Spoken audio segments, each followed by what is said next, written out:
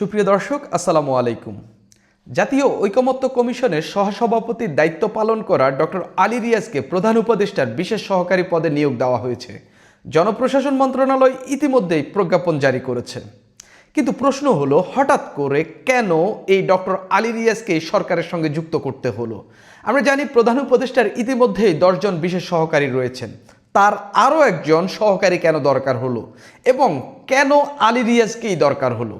আলী রিয়াজ গত এই যে কয়েক মাসে যে তিনি ঐকমত্য কমিশনে কাজ করে যে ঐকমত্য তৈরি করার চেষ্টা করেছেন, তিনি সেখানে কতটুকু সফল হয়েছেন এবং তাকে আসলে কোন দায়িত্ব দেওয়া হতে পারে সেসব নিয়ে কথা বলবো। তার আগে আপনাদের জানা দরকার, ডক্টর আলী রিয়াজ এই ঐকমত্য কমিশন যখন এই সংস্কার প্রস্তাবগুলো যখন একত্রিত করে, তখন এটার একটা সুপারিশ, এটা কিভাবে বাস্তবায়ন হবে এটার একটা সুপারিশ মালা 28 অক্টোবর সরকারের কাছে হস্তান্তর করে এবং 31শে অক্টোবর এই ঐকমত্য কমিশনের মেয়াদ শেষ হয়। অর্থাৎ নভেম্বর থেকে ঐকমত্য কমিশন বলতে আর কিছু নাই, সেটার মেয়াদ শেষ। আমরা দেখলাম 31শে অক্টোবর যখন ঐকমত্য কমিশনের মেয়াদ শেষ হয়ে গেল, এরপর দুদিনও বাংলাদেশে টিকলেন না ডক্টর আলী রিয়াজ, বা থাকলেন না ডক্টর আলী রিয়াজ। তিনি বিদেশে উড়াল দিলেন। কোথায় গেলেন? যুক্তরাষ্ট্রে। কোন পাসপোর্ট নিয়ে তিনি যুক্তরাষ্ট্রে গেছেন? বাংলাদেশের ইমিগ্রেশনে তিনি যুক্তরাষ্ট্রের পাসপোর্ট শো করেই তিনি যুক্তরাষ্ট্রে গেছেন। এখন প্রশ্ন হলো, এই লোককেই, যে লোকটা যুক্তরাষ্ট্রের পাসপোর্ট নিয়েই চলাফেরা করেন, বাংলাদেশ এক্সিটও করেন, বা বাংলাদেশ থেকে তিনি যুক্তরাষ্ট্রে যান যুক্তরাষ্ট্রের পাসপোর্ট ব্যবহার করে, অর্থাৎ যিনি এখনও যুক্তরাষ্ট্রের নাগরিকত্ব নিয়ে চলাফেরা করেন, সেই লোককে কেন এখনও বাংলাদেশের এরকম একটা সরকারের গুরুত্বপূর্ণ জায়গায় নেওয়া হইল? এই আলী রিয়াজকে যে বিশেষ সহকারী করা হয়েছে, তাকে উপদেষ্টা পদমর্যাদায় নেওয়া হয়েছে। অর্থাৎ একজন উপদেষ্টার যে মর্যাদা, তিনিও সেই সব সুবিধাদি ভোগ করবেন এবং একজন উপদেষ্টা হিসাবেই তাকে চিহ্নিত করা হবে। অর্থাৎ উপদেষ্টা পরিষদের বৈঠকে সম্ভবত তিনি থাকতে পারবেন। তার মানে সরকারের গুরুত্বপূর্ণ সিদ্ধান্ত যেখানে হবে সেখানে সবগুলোতেই তিনি থাকতে পারবেন। কথা হইল, ডক্টর আলী রিয়াজ যুক্তরাষ্ট্রে চলে গেলেন। হঠাৎ করে কি যুক্তরাষ্ট্র থেকে কি তেমন কোনো বার্তা এলো যে ডক্টর আলী রিয়াজকে এই সরকারের সঙ্গে যুক্ত করতে হবে? সেই কারণেই কি যুক্ত করা হলো? নাকি ডক্টর মোহাম্মদ ইউনূসের সত্যিকার অর্থে আলী রিয়াজকে খুব দরকার, আগামী নির্বাচনটা বা এই যে রাজনীতির যে ঝামেলাগুলো চলছে এগুলো নিরসনের জন্য আলী রিয়াজকে খুবই দরকার, এরকম কি? আমি মনে করি না সেটা। কেননা ডক্টর আলী রিয়াজ গত 9 মাসে ঐকমত্য তৈরি করার জন্য যে কাজগুলো করেছেন, সব জায়গায় তিনি ব্যর্থ হয়েছেন। তিনি কিছু সুপারিশ মালা দিয়েছেন, একটা রাজনৈতিক দলও সেটা মানেনি, কেউই সেটা মানেনি, সবাই এটার বিপক্ষে কথা বলেছেন এবং দ্বিমত করেছেন।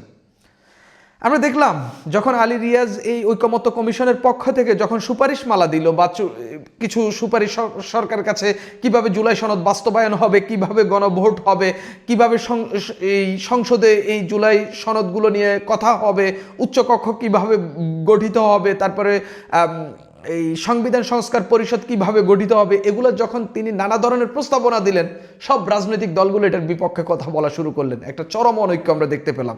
অর্থাৎ এই ঐক্য করার ক্ষেত্রে ডক্টর আলী রিয়াজ যে কাজটি করেছেন সম্পূর্ণ ফেল করেছেন। সেই জায়গা থেকে এরকম ফেল করা একজন লোককে কেন সরকার ইনক্লুড করা হলো?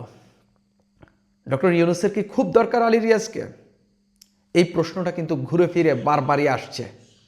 পাশাপাশি অনেকেই এই আলোচনাটাও করছেন সামাজিক যোগাযোগ মাধ্যমে। আমি ব্যাপক আকারে দেখেছি যে আমেরিকা থেকে ওহি এসেছে যে ডক্টর আলী রিয়াজকে এই সরকারের সঙ্গে যুক্ত করতে হবে, তিনি যেন সরকারের সব সিদ্ধান্তের সঙ্গে ওতপ্রোতভাবে জড়িত থাকতে পারেন, এরকম কথাবার্তাও বলা হচ্ছে। এখন কথা হইল, আলী রিয়াজকে কি দায়িত্ব দেওয়া হইতে পারে? ডক্টর মোহাম্মদ ইউনূসের ইতিমধ্যেই 10 জন বিশেষ সহকারী রয়েছেন, আরও একজন 11তম বিশেষ সহকারী যুক্ত হলেন। কি দায়িত্ব তাকে দেওয়া হইতে পারে? আমরা যদি একটু দেখি ডক্টর মোহাম্মদ ইউনূসের সরকারে আসলে দায়িত্ব বা তাকে সহায়তা করার ক্ষেত্রে বা তার সহকারী হওয়ার ক্ষেত্রে কোন জায়গাটি খালি রয়েছে, আপনারা যদি দেখেন ডক্টর মোহাম্মদ ইউনূসের যে বিশেষ সহকারী রয়েছেন তার মধ্যে একজন রয়েছেন প্রতিরক্ষা এবং জাতীয় সংহতি উন্নয়ন বিষয়ক উপদেষ্টা, এই বিশেষ সহকারী, তার নাম লেফটেন্যান্ট জেনারেল আব্দুল আজিজ। তিনি ডক্টর মোহাম্মদ ইউনূসের বিশেষ সহকারী। আপনারা একটু খেয়াল করেন কোন কোন পদে রয়েছে। লুৎফা সিদ্দিকী আন্তর্জাতিক বিষয়ক বিশেষ সহকারী, ডক্টর খলিলুর রহমান জাতীয় নিরাপত্তা উপদেষ্টা, তিনি রোহিঙ্গা বিষয়ক হাই রিপ্রেজেন্টেটিভ এবং তিনি ডক্টর মোহাম্মদ ইউনূসের বিশেষ সহকারী এবং তিনি নিরাপত্তা বিষয়ক উপদেষ্টা। আরেকজন আছেন যিনি স্বরাষ্ট্র মন্ত্রণালয়ে কাজ করেন, বিশেষ সহকারী খোদাবক্স চৌধুরী। তারপরে হলেন মোহাম্মদ সাইদুর রহমান, যিনি স্বাস্থ্য ও পরিবার কল্যাণ মন্ত্রণালয়ের বিশেষ সহকারী। শেখ মঈনুদ্দিন, সড়ক পরিবহন ও সেতু পথ মন্ত্রণালয় এবং রেলপথ মন্ত্রণালয় বিষয়ক ডক্টর মোহাম্মদ ইউনূসের বিশেষ সহকারী। আরেকজন আছেন ডাক ও টেলিযোগাযোগ এবং তথ্য প্রযুক্তি মন্ত্রণালয়ের বিশেষ সহকারী ফয়েজ আহমদ তৈয়ব। আরেকজন হচ্ছেন আনিসুজ্জামান, অর্থ মন্ত্রণালয় বিষয়ক। আরেকজন হইলেন সুফিউর রহমান, পররাষ্ট্র মন্ত্রণালয় বিষয়ক। আরেকজন হলেন মনির হায়দার, যিনি ঐকমত্য কমিশন বিষয়ক বিশেষ সহকারী। এর মধ্যে কেউ প্রতিমন্ত্রীর পদমর্যাদার, কেউ সিনিয়র সচিব পদমর্যাদার, কেউ উপদেষ্টা পদমর্যাদার। তিনজন রয়েছেন উপদেষ্টা পদমর্যাদার। নতুন করে আরেকজন যুক্ত হলেন, যিনি ডক্টর আলী রিয়াজ, যিনি হচ্ছেন আরেকজন উপদেষ্টা পদমর্যাদার। আপনারা একটু যদি এই সরকারটা যখন গঠিত হয়েছে গত 8 অক্টোবর, এরপরে আমরা দেখলাম যিনি এখন এই শেখ হাসিনা পতনের আন্দোলনে যাকে মাস্টারমাইন্ড হিসাবে পরিচয় করিয়ে দেওয়া হয়েছিল, মাহফুজ আলম, যিনি এখন তথ্য মন্ত্রণালয়ের উপদেষ্টা হিসাবে রয়েছেন, তিনি ডক্টর মোহাম্মদ ইউনূসের সহকারী ছিলেন। সেই সহকারী ডক্টর মোহাম্মদ ইউনূসের রাজনীতি বিষয়ক কাজগুলো দেখতেন, অর্থাৎ রাজনৈতিক দলগুলোর সঙ্গে যে এই লেয়াজুর কাজগুলো দেখতেন। মাহফুজ আলম যখন উপদেষ্টা পরিষদে গেলেন, এরপরে আমরা দেখলাম এই জায়গাটি খালি রয়েছে। এই জায়গাটি ঐকমত্য কমিশন যদিও এক ধরনের এখানে কাজ করেছে, কিন্তু ডক্টর মোহাম্মদ ইউনূসের একান্ত সহকারী হিসাবে বা বিশেষ সহকারী হিসাবে এই পদে কেউ নেই। আমি মনে করি যে ডক্টর আলী রিয়াজকে এই পদের জন্যই নেওয়া হয়েছে, অর্থাৎ এই নির্বাচন বিষয়ে বা আগামী নির্বাচনে কি কি কর্মকাণ্ড হতে যাচ্ছে, কেমনে কেমনে কি করা হবে, যে তারপরে রাজনৈতিক দলগুলোর মধ্যে যে অনৈক্য, সেই অনৈক্য বিষয়ের এক ধরনের ঐক্য তৈরি করার জন্য সম্ভবত ডক্টর আলী রিয়াজকে প্রধান উপদেষ্টার রাজনীতি বিষয়ক বা রাজনৈতিক দল বিষয়ক বিশেষ সহকারীর দায়িত্ব দেওয়া হতে পারে বলে আমি মনে করি। এটার একেবারে জোরালো সম্ভাবনা রয়েছে, একেবারে জোরালো, কেননা এই পদটি খালি রয়েছে এবং রাজনৈতিক দলগুলোর মধ্যে যে মতানৈক্য দেখা যাচ্ছে, যে অনৈক্য দেখা যাচ্ছে, যে মতভেদ দেখা যাচ্ছে, এখানে ঐক্য তৈরির কাজটির দায়িত্ব হয়তো তাকে দেওয়া হইতে পারে। কিন্তু ডক্টর আলী রিয়াজ গত 9 মাসে যে ঐক্য তৈরির কাজ করেছেন, সেটা কি তিনি পেরেছেন? নতুন করে কি, যদি আমি এখনো শিওর না এই কাজটি তাকে দেওয়া হবে কিনা, তবে যেই জায়গাটি খালি রয়েছে সেই খালি জায়গাটাকে আমরা যাকে নিয়োগ দেওয়া হয়েছে আমরা মনে করতেছি, বা আমি মনে করতেছি যে সেই জায়গাটিতে ডক্টর আলী রিয়াজকে হয়তো বসানো হইতে পারে, সেই অনুমানটাই আমি করছি। কিন্তু যিনি এখনো আমেরিকার পাসপোর্ট হোল্ড করেন, যিনি এখনো আমেরিকার পাসপোর্ট থেকে বাংলাদেশ থেকে বের হয়ে যুক্তরাষ্ট্রে যাচ্ছেন, সেই লোকটিকে কি বাংলাদেশের সরকারে যুক্ত করার কোনো যৌক্তিকতা রয়েছে?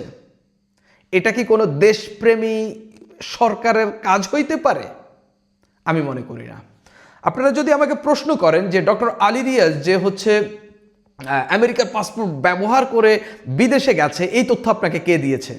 দেখেন, 3 অক্টোবর ইনকিলাব একটি রিপোর্ট করেছে, পত্রিকা ইনকিলাব।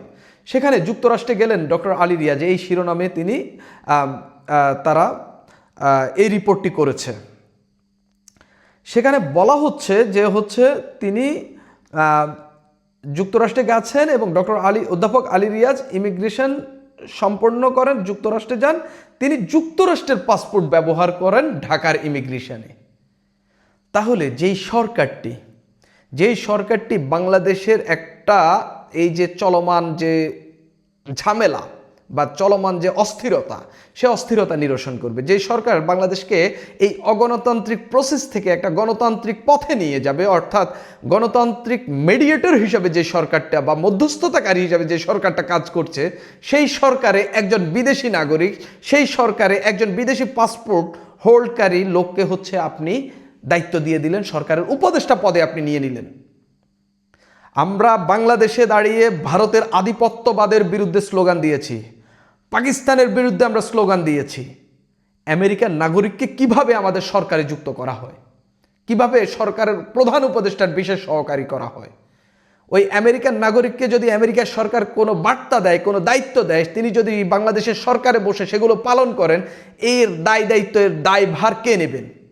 তিনি ঐকমত্য কাজ করেছেন, ঐকমত্য কমিশনে তিনি ঐকমত্য তৈরি করার কাজ করেছেন, তিনি সংবিধান সংস্কারের কাজ করেছেন। এই নিয়ে ব্যাপক সমালোচনা হয়েছে। তবে আমাদের রাজনৈতিক দলগুলোতে এই ঐকমত্যের বা যে সংস্কার বিষয়গুলো সেগুলোকে নিয়েই নিজেরা কথা বলে সেগুলো ঠিক করেছেন। ডক্টর আলী রিয়াজ ঠিক করেন নাই, ডক্টর আলী রিয়াজ মধ্যস্থতাকারী হিসাবে কাজ করেছেন। কিন্তু এখন ডক্টর আলী রিয়াজ সরকারের সঙ্গে যুক্ত হচ্ছেন, যেই সরকারের প্রধান উপদেষ্টাকে বিশেষ সহকারী হিসাবে তিনি বুদ্ধি দেবেন, বিশেষ সহকারী হিসাবে তিনি নানান কাজকর্ম বা নানান সিদ্ধান্ত গ্রহণে ভূমিকা রাখবেন। তিনি যদি আমেরিকার সিদ্ধান্ত গ্রহণে ডক্টর ইউনূসকেও যদি বিভিন্ন ধরনের যদি সেখানে ইম্প্যাক্ট রাখেন, যদি তিনি এক ধরনের আমেরিকার সিদ্ধান্ত বাস্তবায়নে যদি ক্যাটালিস্ট হিসাবে কাজ করেন, এগুলো খুবই খুবই জঘন্য কাজকর্ম হচ্ছে, যেগুলো আসলে বাংলাদেশের এই যে গণতান্ত্রিক যে উত্তরণ যা বা এই অগণতান্ত্রিক প্রসেস থেকে যে গণতন্ত্রের দিকে যাওয়া, এগুলো বাধাগ্রস্ত করারই একটা প্রয়াস হিসাবে দেখা যাচ্ছে।